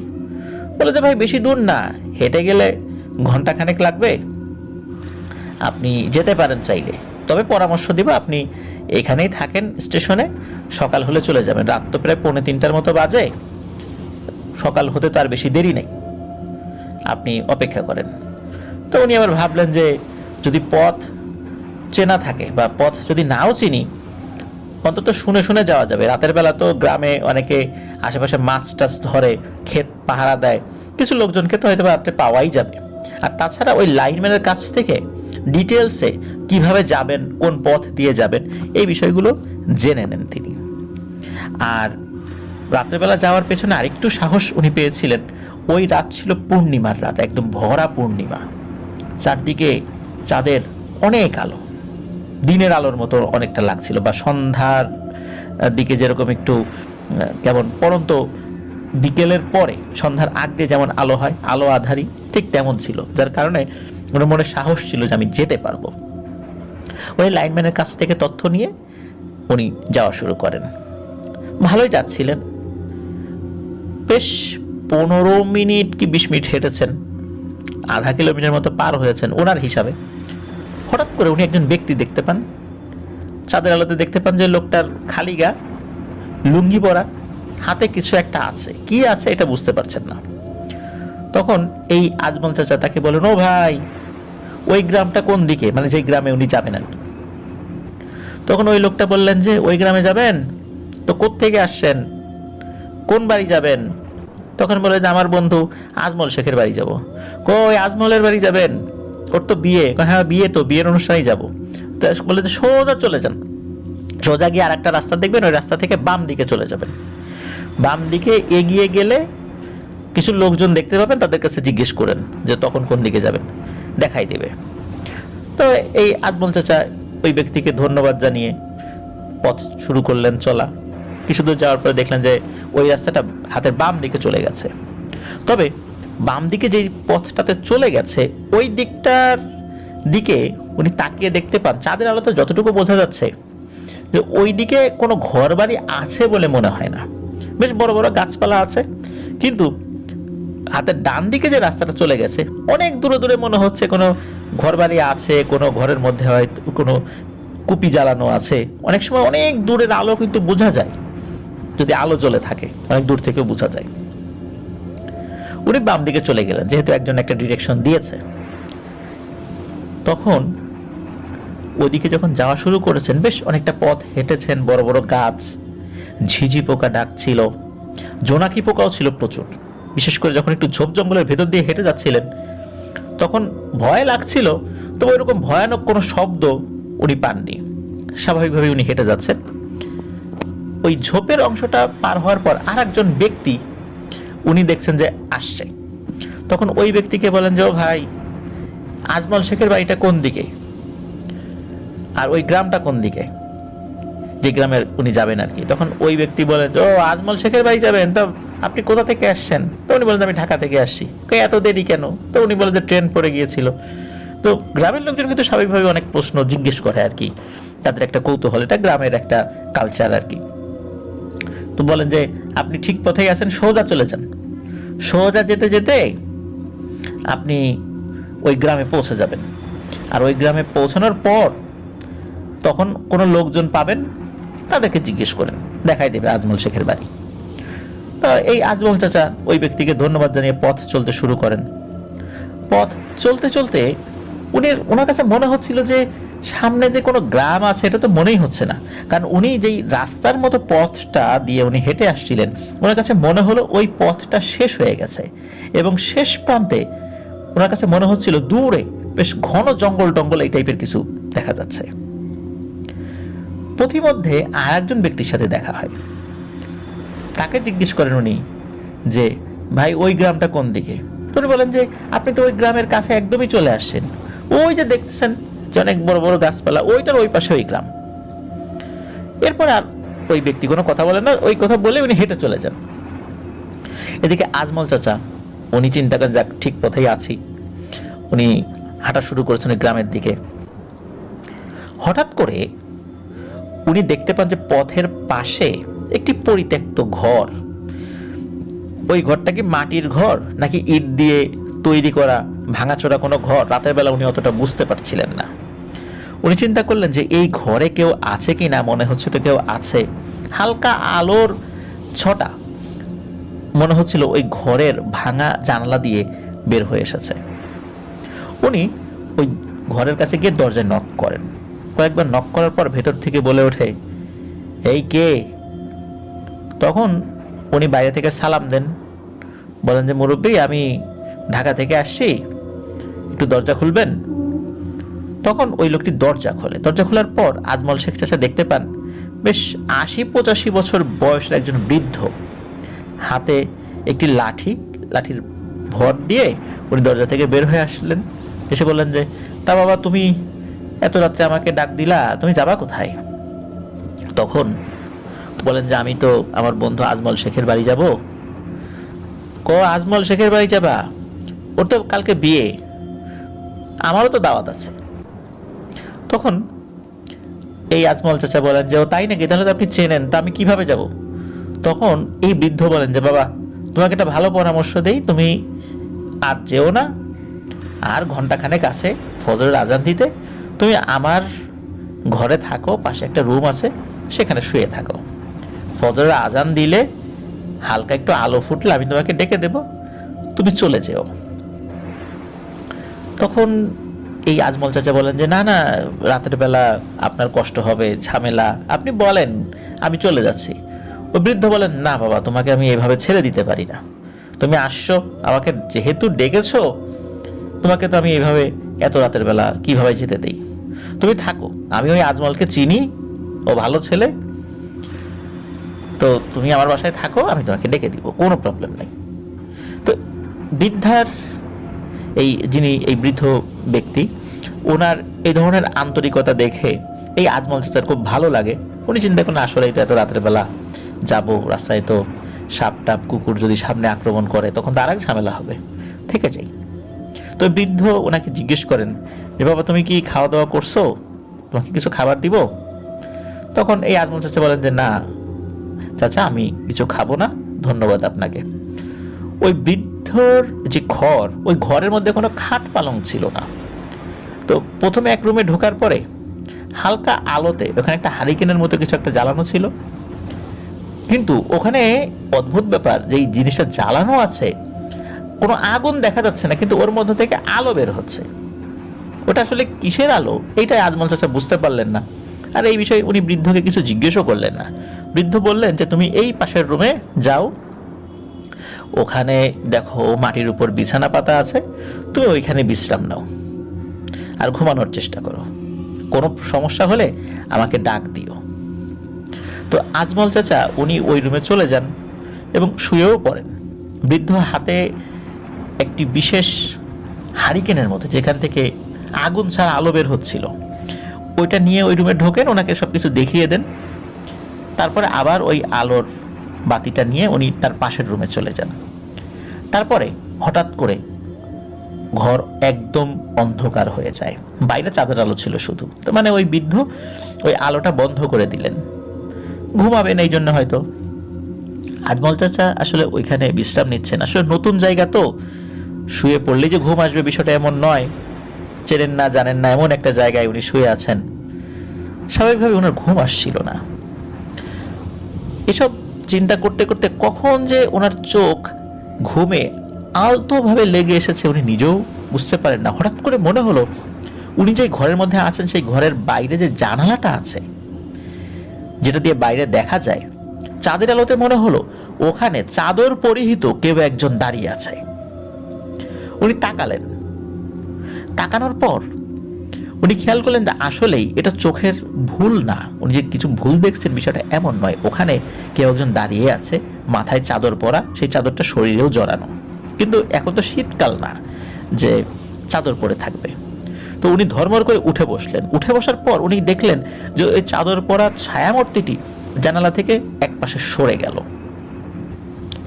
উনি চিন্তা করলেন যে কোনো মনের ভুল টুল হলো কিনা, নাকি আলতোভাবে ঘুম এসে গিয়েছিল, চোখে ধাঁধা দেখেছেন। উনি এই বিষয়টা নিয়ে বেশি কিছু চিন্তা না করে আবার শুয়ে পড়লেন। ফ্লোরের উপর পাটি, যেটা আমরা বলি বা মাদুর, এই টাইপের কোনো কিছু বেছানো ছিল, আর একটা বালিশ ছিল, নিচে কোনো কাঁথা ছিল না। উনি আবার শুয়ে পড়লেন। ওনার পরনে যে পোশাক, সেই পোশাকে উনি শুয়েছেন আর কি। কিছুক্ষণ পর হঠাৎ করে মনে হলো কোন একটা ছায়ামূর্তি ওই জানালার এক পাশ থেকে আর এক পাশ পায়চারি করছে। উনি দেখার চেষ্টা করেন আসলে জিনিসটা কি। উনি দেখলেন ওই যে চাদর পরা ছায়ামূর্তিটি, ওই জিনিসটি এপাশ ওপাশ পায়চারি করছে। উনি কি চিৎকার দিবেন না কি করবেন, না ওই মুরব্বীকে ডাকবেন, উনি বুঝতে পারছেন না। উনি চিন্তা করলেন যে কোনো একটা বড় ধরনের বিপদে পড়লাম না তো, এরা আমাকে মেরে ফেলবে না তো। এসব চিন্তা করতে করতে হঠাৎ করে বাইরে কুকুরের ঘেউ ঘেউ শব্দ, মনে হচ্ছে অনেকগুলো কুকুর একসাথে ঘেউ ঘেউ করছে। উনি চিন্তা করলেন যে এত ভয়ঙ্কর ভাবে কুকুরগুলো ডাকছে কেন। উনি উঠে ওই জানালার কাছে দেখতে যান ঘটনাটা কি। উনি চাঁদের আলোতে দেখতে পান 7-8টা কুকুর, বেশ আকারে বড় কুকুরগুলো দেখেই বোঝা যায় অনেক হিংস্র। এই 7-8টা কুকুর একটি কুকুরের দিকে তেড়ে আসছে।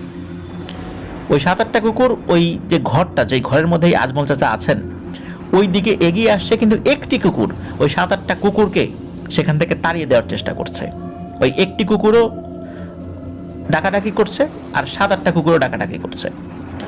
উনি দেখলেন যে 7-8টা কুকুরের মধ্যে কয়েকটা কুকুর, ওই একটি কুকুর, যে একটি কুকুর ওই 7-8টা কুকুরকে প্রতিহত করার চেষ্টা করছিল, এই একটি কুকুরকে আক্রমণ করলো। আক্রমণ করার পর এই একটি কুকুরও ওই 7-8টার উপরে চড়াও হলো। এভাবে কয়েক মিনিট হওয়ার পর ওই 7-8টা কুকুর পালিয়ে গেল। তারপর ওই একটি কুকুর সে আহত হয়েছে সেটা স্পষ্ট বোঝা যাচ্ছিল, কোনো মতে খুঁড়িয়ে খুঁড়িয়ে ওই বাড়ির বারান্দায় এসে বসলো। এরপর আজমল চাচা আর কিছু দেখেননি। উনি জানালা থেকে আবার ওনার শোয়ার যে জায়গা সেখানে চলে আসেন। চারদিকে একদম শুনশান নীরবতা, আর কোনো কিচ্ছু নাই। এরপর উনি কয়েকবার জানালার দিকে তাকিয়েছিলেন, ওই ছায়ামূর্তিটিকে উনি আর দেখেননি। ওনার যে কখন ঘুম চলে এসেছে উনি বলতে পারেন না। হঠাৎ করে ডাক শুনতে পান, এই বাবা বাবা ওঠো ওঠো, ভোর হয়ে যাচ্ছে তো, ফজরের আজান হয়ে গেছে, ভোরের আলো ফুটতে শুরু করেছে, এখন তুমি যেতে পারো, কোনো সমস্যা নেই। উনি ওঠেন, হালকা ঘুম হয়েছে আর কি। হঠাৎ করে ডাকের কারণে ওনার মাথা ঝিমঝিম করছিল। তারপর উনি বেরিয়ে যান এবং ওই বৃদ্ধকে ধন্যবাদ জানান।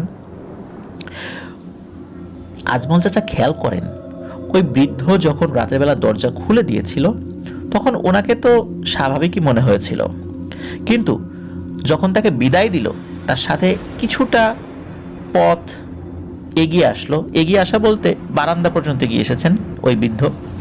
মনে হলো উনি আহত।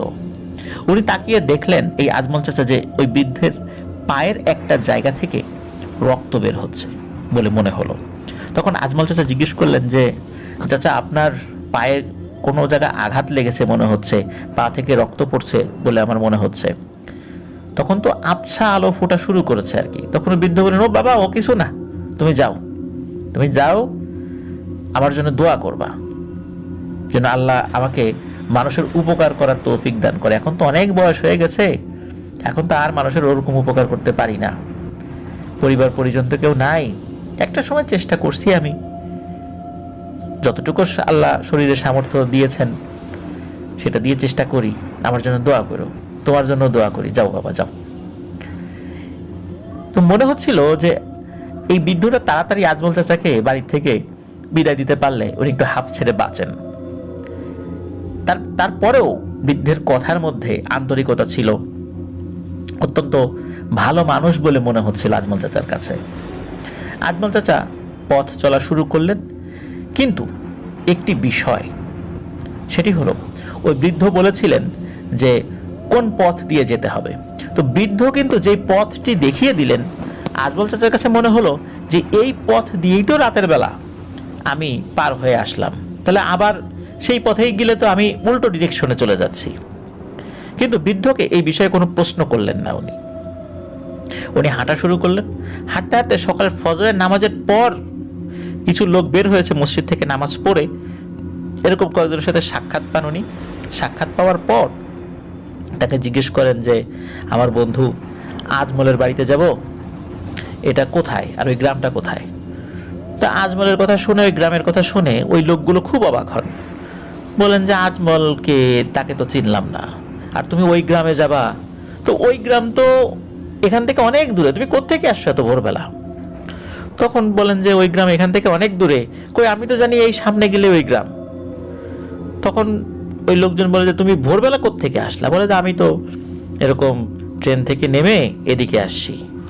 তো লোকজন তো ওই গ্রাম এদিকেই দেখিয়ে দিল। লোকজন, তুমি এত রাতে লোকজন পাবা কোথায়? তোমাকে মনে হয় কেউ ভুল কথা বলছে। এর মধ্যে আরেকজন মুরব্বী, উনি একটু চিন্তিত মনে এই আজমল চাচার কাছে এসে জিজ্ঞেস করেন, বাবা আমার একটু খুলে বলো তো, তুমি এখানে কিভাবে আসলা? তখন আজমল চাচা খুলে বলেন যে, আমি এইভাবে এখানে আসছি। তখন ওই মুরব্বী বলেন, বাবা রে, তুমি তো বিশাল বিপদের হাত থেকে বেঁচে গেছো। তোমাকে তো বড় ধরনের খবিশ জিনে ধরেছিল, আর তুমি যেই পথ দিয়ে আসছো ওখান থেকে আরো আধা কিলোমিটার সামনে এক ভয়ানক শ্মশান আছে। গ্রামে মাঝে মাঝে মানুষজন এখানে ভয় পায়, এবং কিছু পিশাচ শ্রেণীর জিন আছে যেগুলো মানুষকে ভুলিয়ে ভালিয়ে ওই শ্মশানের দিকে নিয়ে যায়। তুমি তো আল্লাহর অশেষ রহমতে বেঁচে গেছো। তো তোমার পথে এই যে লোকগুলো বলল যে ওদিকে যাও ওদিকে যাও, কিন্তু ওইদিকে না গিয়ে তুমি রাত্রে কোথায় ছিলা? তখন বললেন যে এরকম একজন বৃদ্ধ উনি তো তার বাসায় আশ্রয় দিয়েছিলেন আমাকে, এবং উনি আজমল শেখকে চেনেন বললেন এবং এই পথ দিয়ে আসতে বললেন। তখন তো আপনাদের সাথে এসে দেখা, এবং রাতের বেলা কি ঘটেছিল সেটাও বললেন। তখন ওই মুরব্বী বললেন যে বাবা, তুমি যেই বৃদ্ধকে দেখছো, এই বৃদ্ধকে আমার দাদা দেখেছিল বলে মনে পড়ে। দাদা দেখেছিল? আপনার দাদা? আপনার বয়সই তো 70-80 বছর, আপনার দাদা দেখেছিল, তাহলে তো এই বৃদ্ধ এত বছর বেঁচে থাকারই কথা না। তখন ওই মুরব্বী বলেন যে তুমি যাকে দেখছো উনি সাধারণ কোনো কেউ নয়, উনি একজন জিন, এবং এ একজন উপকারী জিন। এই পথে যদি কেউ বিপদে পড়ে, কোনো মানুষ বিভিন্ন সময় মানুষকে এই জিনটি উপকার করতো বলে শুনেছি, তবে বহু বছর এর কোনো তথ্য তো পাই নাই। তুমি বহুদিন পর একে তুমি দেখেছ।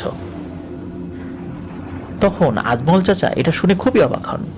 উনি বলেন যে আপনারা কি আমার সাথে একটু যাবেন যেখানে আমি ছিলাম রাতের বেলা? বলে অবশ্যই যাব, চলো বাবা চলো, খুব তো বেশি পথ না, তুমি পার হয়ে এসেছ। সামনে এগিয়ে আজমল চাচা কিছুই দেখতে পান না। তখন ওই লোকজন জিজ্ঞেস করে যে কোথায়, কোন বাড়িতে ছিলা তুমি? বলে যে মনে হয় আরো সামনে। আরো সামনে এগিয়ে যান, না কিচ্ছু নাই। আরো সামনে যেতে যেতে সেই শ্মশানের কাছে চলে যান, কিন্তু ওই বাড়ি আর দেখতে পান না। তখন ওই মুরব্বী বলেন, বাবারে আমি জানতাম ওই বাড়ি তুমি আমাদেরকে দেখাতে পারবা না।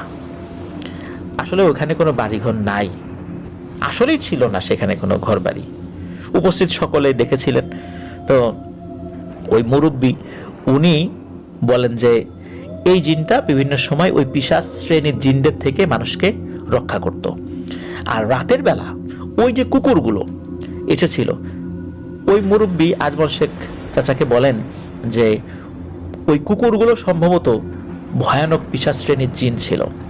আর যে একটি কুকুর তোমাকে বিশেষ করে রক্ষা করার চেষ্টা করছিল, যাতে ওরা এই বাড়ির ঘরের ভিতরে ঢুকতে না পারে, এই একটি কুকুর বেশে ওই ভালো জিনটা ছিল যে ওদেরকে তাড়িয়ে দিয়েছিল। ওরা আক্রমণ করেছিল, এই কারণে তুমি তাকে আহত অবস্থায় দেখতে পেয়েছিলে।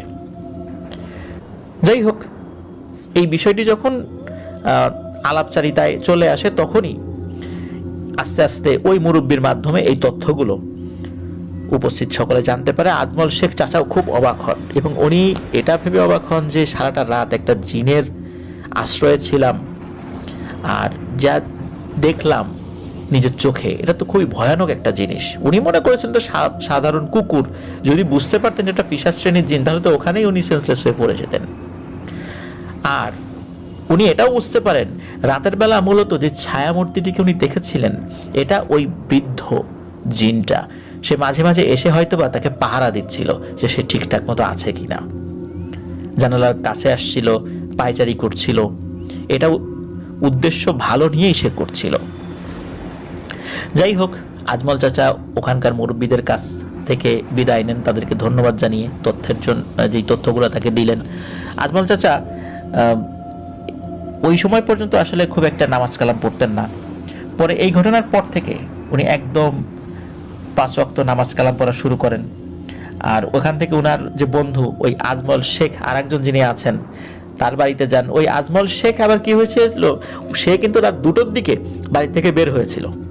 বের হওয়ার পর সে কিন্তু ঠিকই স্টেশনে চলে এসেছিল এই আজমল শেখ চাচার জন্য। আসার পর লাইনম্যানের সাথে কথা বলে, লাইনম্যান বলে যে উনি তো চলে গেছেন। লাইনম্যানকে উনি বকাঝকা করেন যে তুমি একটু থাকতে বলবো না? তখন উনি বলেন যে আপনি তো আমাকে বলেন নাই যে তাকে থাকতে। তারপরেও লাইনম্যান তো স্টেশনে থাকতে বলেছিল আর কি। তখন ওখান থেকে আজমল শেখ চাচা যে চলে গেছেন, ওই পথে তিনি আবার রওনা দেন। কিন্তু রওনা দিয়ে আজমল শেখ চাচাকে আর দেখতে পাননি। উনি খুব চিন্তায় ছিলেন। সকালবেলা উনি আবার বাড়ি থেকে বের হয়ে যখন আসেন, প্রতিমধ্যে এই আজমল শেখ চাচার সাথে এই দুই আজমল শেখ একসাথে দেখা সাক্ষাৎ হয়ে যায়। তখন তার সাথে আলাপচারিতায় ওই বেজের ডাঙ্গার যিনি আজমল শেখ চাচা, উনিও জানতে পারেন কি ভয়ানক ঘটনা ওনার সাথে ঘটেছিল। যাই হোক, বিয়ের অনুষ্ঠানে অ্যাটেন্ড করে ওই দিনই উনি ঢাকার উদ্দেশ্যে রওনা দিয়েছিলেন। বেশ ভয় পেয়েছিলেন, এটা সত্য। এই সমস্ত কথাবার্তা শুনে, কথাবার্তার আগে কিন্তু ভয় পাননি ওরকম ভাবে, কিন্তু উনি কোনো অসুস্থতাও বোধ করেননি পরবর্তীতে। এই ঘটনা উনি বিভিন্ন সময় মানুষদেরকে বলতেন। আর যেই আজমল শেখ চাচার বাড়ি বেজেরডাঙ্গা গ্রামে, উনি পরবর্তীতে ডিভি লটারিতে আমেরিকা চলে গিয়েছিলেন এবং আমেরিকাতে 2017 সালের দিকে ওনার লিভারে প্রবলেমজনিত কারণে উনি ওখানে মারা গিয়েছিলেন। ওনারা সপরিবারে ওই দিকেই থাকেন।